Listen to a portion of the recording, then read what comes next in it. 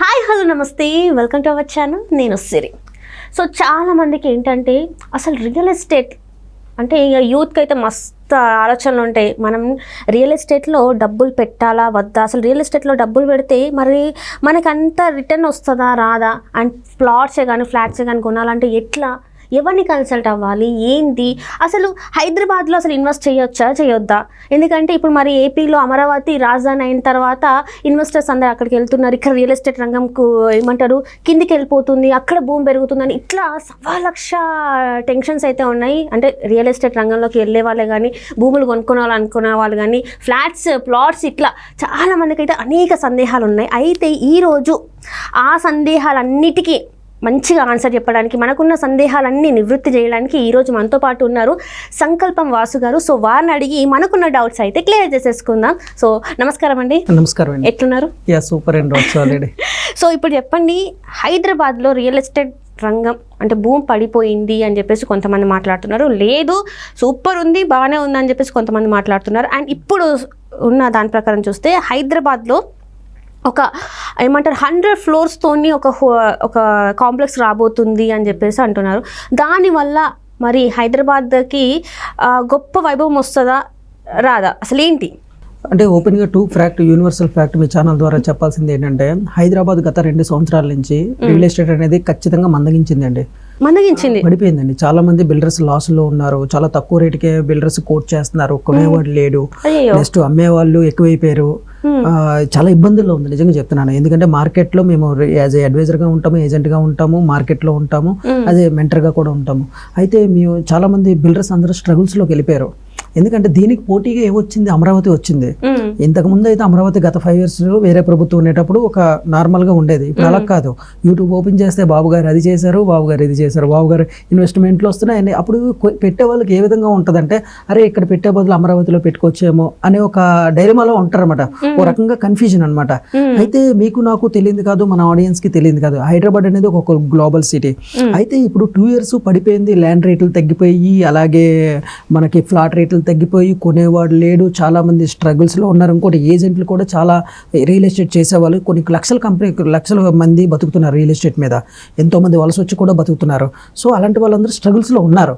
అయితే దీన్ని ఛాలెంజ్ గా తీసుకొని రేవంత్ రెడ్డి సర్కారు ఒక మోటివేషన్తో అనొచ్చు, లేదంటే రియల్ ఎస్టేట్ని ముందుకు తీసుకెళ్ళాలనొచ్చు. ఎందుకంటే మన తెలంగాణకి ఒక వెన్నెముక లాంటిది రియల్ ఎస్టేట్ అండి. లిక్కర్ నుంచి లేదా సాఫ్ట్వేర్ నుంచి, సినిమా ఇండస్ట్రీ నుంచి రెవెన్యూ వస్తుంది. హైయెస్ట్ రెవెన్యూ ఎందులో నుంచి వస్తుంది అంటే రియల్ ఎస్టేట్ నుంచి వస్తుంది. అయితే ఈ ఇంపాక్ట్ అంతా దేని మీద పడుతుంది? మన ఏదైతే ప్రభుత్వం తెలంగాణలో ఉందో రేవంత్ రెడ్డి సర్కార్ మీద పడుతుంది. అయితే ఆయన తీసుకున్న ఛాలెంజ్ ఏంటంటే, ఇప్పుడు ఎలా ఆలోచించాలి రియల్ ఎస్టేట్ని మళ్ళీ అమరావతితో ఖచ్చితంగా పోటీ పడాలి. అది గురి శిష్యులు అంటారో లేదంటే ఇంకేమంటారో అనేది ఖచ్చితంగా పోటీ అయితే ఉంటుంది.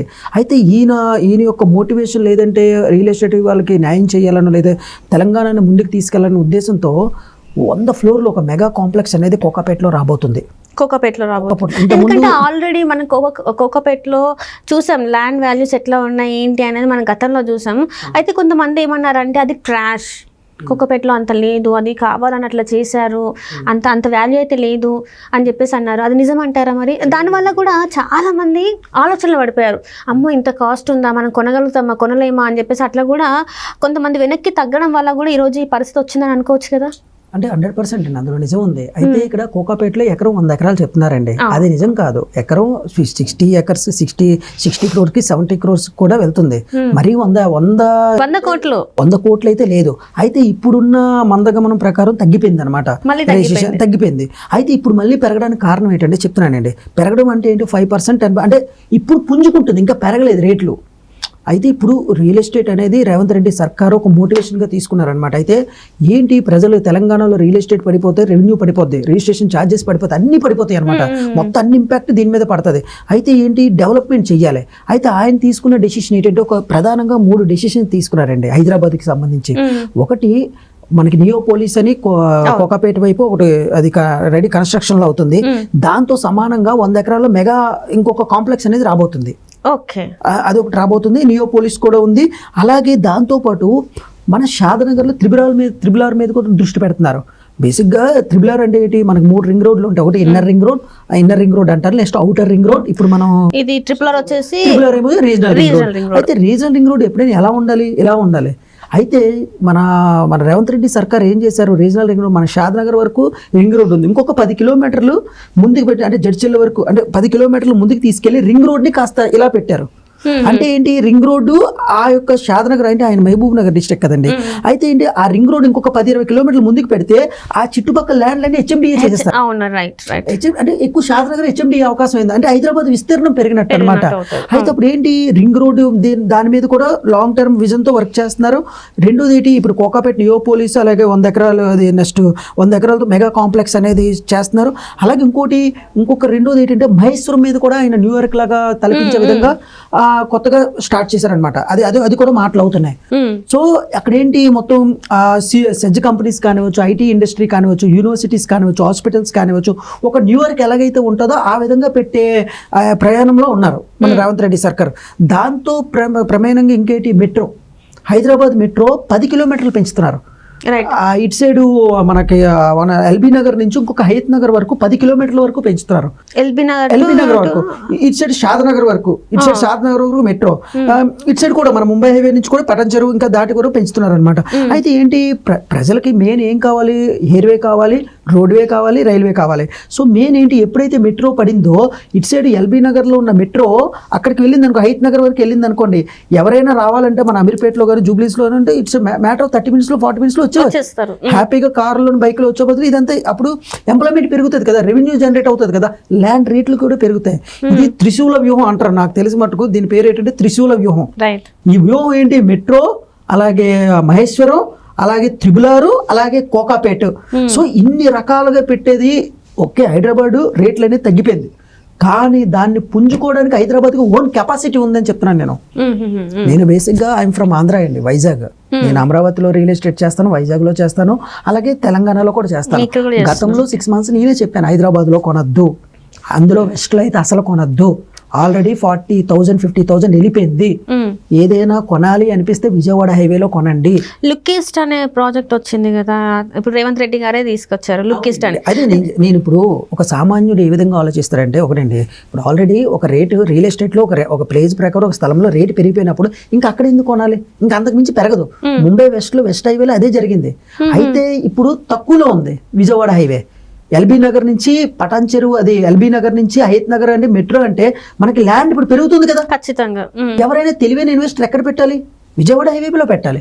అలాగే ఇప్పుడు కోకాపేట అంటే నియరెస్ట్ శంషాబాద్ కి, అలాగే ఇవన్నీ ఒకటి వెస్ట్ కింద వస్తుంది. అయితే సౌత్ కూడా వస్తుంది అనమాట, బెంగళూరు హైవే కూడా కొంచెం మింగిల్ అయి ఉంటుంది. అయితే ఎవరైతే ఈ కోకాపేటలో ఒకవేళ, అంటే కోకాపేటలో ఎవరు ఇన్వెస్ట్ చేయాలి, ఇప్పుడు నేను గచ్చిబౌలిలో ఉంటున్నాను అనుకోండి, గచ్చిబౌలిలో ఉంటే కోకాపేటలో ప్రశాంతంగా ఉంటుంది, లేదంటే విల్లాస్ ఎక్కువ ఉంటాయి అనమాట. సో విల్లాస్ ఎవరైనా ఇన్వెస్ట్ చేయాలనుకున్న కోకాపేటలో మినిమం 10 crores విల్లా నడుస్తుంది. ఇప్పుడు వాళ్ళు పెట్టినట్టు, ఒకవేళ నాకు డబ్బు ఉంది నేను విల్లా కొనుక్కోవాలంటే ఖచ్చితంగా కోకాపేటలో విల్లా కొనుక్కోవచ్చు. అంటే డబ్బున్న వాళ్ళు నేను చెప్తున్నాను, అది కొనుక్కొని ఇన్వెస్ట్మెంట్గా పెట్టుకోవచ్చు, లేదంటే అది కొన్ని సంవత్సరాల్లో పెరుగుతుంది ఖచ్చితంగా. అంటే కొన్న లాస్ట్ 2 years వరకు తగ్గిపోయింది. ఇప్పుడు ఏదైతే బయ్యర్ మార్కెట్ అనమాట. ఇప్పుడు బయ్యర్ 10 కోట్లు వెళ్ళాలంటే 8 కోట్లకో 9 కోట్లకో బేరం ఆడుకొని కొనుక్కొని ఒక 2-3 yearsలో అమ్మేసుకోవచ్చు కదా, లేదా మీరు ఉండుకోవచ్చు కదా, అసెట్గా మారుతుంది. ఎందుకు అక్కడ నియోపోలిస్ ఇంకా మెగా వెంచర్స్ అన్ని రాబోతున్నాయి రేవంత్ రెడ్డి సర్కార్తో. అలాగే మనకు త్రిబుల్ ఆర్ రాబోతుంది, అలాగే మన మెట్రో రాబోతుంది. ఇప్పుడు ఇన్ని దాని మీద వర్క్ చేసినప్పుడు హైదరాబాద్ ల్యాండ్ రేట్ ఎందుకు పెరగదు? ఏదైనా స్టాక్ మార్కెట్ అయినా పడిపోయింది, పెరుగుట కొరకు అనే ఒక సామెత ఉంది కదా. అలాగే ఇప్పుడు పడిపోయింది, నెక్స్ట్ ఏంటండి, లేవాల్సిందే. అయితే లేచిన తర్వాత నేను కొంటాను అనేవాళ్ళు కొంతమంది ఉంటారు. లేచిన తర్వాత మీరు కొనేది కొనడానికి అప్పుడు రేట్లు ఎక్కువ ఉంటాయి. అయితే లేక ముందే కొనాలి. లేకపోతే ఇప్పుడు పడిపోయింది కాబట్టి జాగ్రత్తగా హైదరాబాద్లో ఉన్నవాళ్ళు జాగ్రత్తగా హైదరాబాద్లో వెస్ట్లో కానివచ్చు, వెస్ట్ కాదు దయచేసి వెస్ట్లో ఇన్వెస్ట్ చేయొద్దు అంటాను నేను. విజయవాడ హైవే నాకు వెస్ట్ అంటే కాదండి, కాకపోతే ఏంటంటే ఇన్వెస్టర్ బాగుపడాలని నా ఉద్దేశం, నా మోటివ్. అలాగే ఏజెంట్లకు 4 రూపాయలు రావాలి, ప్రభుత్వానికి ట్యాక్స్ రావాలి. మెయిన్ మోటివ్ ఏంటంటే ఆల్రెడీ ల్యాండ్ బ్యాంకింగ్ విజయవాడ హైవేలో ఉంది. అలాగే నాకు విజయవాడ వెంచర్లు ఏం లేదండి నాకు. కానీ అంటే మామూలుగా మీరు ఇలా చెప్తే ఏమనుకుంటారు అంటే వాళ్ళ సైడ్స్ ఏమైనా ఉన్నాయేమో అందుకే ఇలా చెప్తున్నారేమో అనుకుంటారు. నేను అంటే ఎవరికైనా కావాలంటే నేను కొనిపిస్తాను, బట్ నాకంటూ ఓన్ వెంచర్ లేదు. నేను రియల్ ఎస్టేట్ మెంటర్ని, ఐఎమ్ మోటివేషనల్ స్పీకర్. అలాగే ఎవరికైనా కావాలంటే ఛాన్స్ ప్రాపర్టీస్ అలాంటివి కొనిపిస్తాను, అంతే తప్ప నాకంటూ పర్సనల్ వెంచర్లు అయితే లేవు. నేను ఓపెన్ సభాముఖంగా చెప్తున్నాను, ఐఎమ్ రియల్టర్ అంతే. సో అది ఇది ఏంటంటే అండి, అంటే ఎక్కడైతే ఇప్పుడు 6,000 నడుస్తుంది విజయవాడ హైవేలో, ఇప్పుడు మెట్రో వచ్చింది అనుకోండి రేట్ పెరగదండి ఖచ్చితంగా. అప్పుడు నేను వచ్చి కొంటానంటే అప్పుడు అర్థం ఏంటి, అసలు రియల్ ఎస్టేట్లో ఏంటి ఏ విజనరీ ప్రకారం ఎక్కడైతే పెరుగుతుందో ముందు ఊహించుకొని దాని ప్రకారం మనం కొనుక్కోవాలా. ఆ విజనరీ ఇప్పుడు చంద్రబాబు నాయుడు గారు ఇలాగ అంటారు కదా, విజనరీ అంటే ఏంటి, అక్కడ పలానా వస్తుంది, పలానా ఇది చేస్తే పెరుగుతుంది అంటే ఊహిస్తారు కదా. అలాగే ఇప్పుడున్న మీ ఉల్ఫ్ ఛానల్ ద్వారా ఏంటంటే విజయవాడ హైవేలు ఇప్పుడు పెట్టుకుంటే లాభాలు పొందే అవకాశం ఎక్కువ ఉంటుంది. అలాగే షాద్నగర్లో పెట్టుకుని, అలాగే కోకాపేటలో కొనాలంటే ఇప్పుడు ఎకరం మీరు అన్నట్టు 100 కోట్లు ఎన్ని ఉన్నాయి. కోకాపేటలో ఎవరైనా ఇన్వెస్ట్ చేసుకునే విల్లాలు హ్యాపీగా ఇన్వెస్ట్ చేసుకోవచ్చు. ఈ విల్లా ఇన్వెస్ట్ చేస్తున్నా అంటే NRI బయర్సే ఉంటారు. ఇప్పుడు వాళ్ళ దగ్గరికి వెళ్ళి సార్ 200 గజాలు కొనండి సార్ షాద్నగర్ అంటే కొనరు. నా దగ్గర 100 కోట్లు ఉంటాయి, వాళ్ళకి ఏం చెప్పాలి, అయితే హైదరాబాద్లో కమర్షియల్ ప్రాపర్టీస్ మేము సేల్ చేస్తుంటాం అవుట్ రేట్కి. అది మాది రియల్ ఎస్టేట్ అండి, పర్సనల్ రియల్ ఎస్టేట్. ఒక 50 కోట్లు పెట్టారంటే కమర్షియల్ కాంప్లెక్స్ వచ్చేస్తుంది, దానికో 30-40 lakhs రెంటల్స్ వస్తాయి. అలాంటి వాళ్ళు పెట్టుకోవచ్చు, హ్యాపీగా పెరుగుతుంది. అసలు అలాంటివి అయితే హైదరాబాద్ రియల్ ఎస్టేట్కి సంబంధం లేదండి. కమర్షియల్ ఒక 50 కోట్లు 100 కోట్లు పెట్టిన వాళ్ళకి, ఎందుకంటే ఆల్రెడీ వాళ్ళ దగ్గర డబ్బు ఉంది, రెంట్లు వస్తుంటాయి. అయితే చిన్న ఇన్వెస్టర్లకే ప్రాబ్లం ఒకవేళ పడిపోతే. ఎందుకంటే చిన్న ఇన్వెస్టర్ అనేవాడు హార్డ్ అండ్ మనీ అనమాట, ఎంతో కష్టపడి 20 లక్షలు 30 లక్షలు దాచుకుంటాడు. ఇప్పుడు పెరగలేని చోట పెట్టాడు అనుకోండి, ఆ 20-30 లక్షలు 5 సంవత్సరాలు అయినా ఇంకా అదే ఉంటుంది. ఇన్ఫ్లేషన్ 7.5 ఉంది. చాలా మంది వేరే వాళ్ళకి అప్పులు ఇచ్చారు అనుకోండి 30-20 లక్షలు, ఆడు ఇస్తాడో ఎవరో తెలియదు. షేర్స్ మీద పెడితే ఎప్పుడు వస్తాయో తెలియదు. అదే పెరిగే చోట పెట్టాం అనుకోండి, ఒక 5 సంవత్సరాల్లో డబుల్ కానీ త్రిబుల్ కానీ అయ్యింది అనుకోండి, బెస్ట్ కదా. సో అలాంటి వాళ్ళకి ఎవరికైనా మంచిగా ఇన్వెస్ట్ చేయాలనుకుంటే అమరావతిలో చేయాలనుకునే వాళ్ళు ఖచ్చితంగా అమరావతిలో చెయ్యండి. కానీ హైదరాబాద్లోనే చేయాలంటే విజయవాడ హైవే లేదా షాద్నగర్ హైవే, ఇంకా కావాలంటే మహేశ్వరం హైవే. దీనికి కావాల్సిన ఏమైనా ఇన్ఫర్మేషన్ కావాలి సార్ మాకు గైడ్ చేయండి ఎక్కడ పెట్టుకోవాలంటే సంకల్పం వాసు గ్రూప్ నన్ను సంప్రదించండి, మీకు నేను గైడ్ చేస్తాను. మీకు లాభాలు తెచ్చిపెట్టడమే నా పని, ఇన్వెస్టర్లకు హెల్ప్ చేయడమే నా పని. Right sir. సో అదండి. Right sir. Right. Thank you so much. Thank you so much.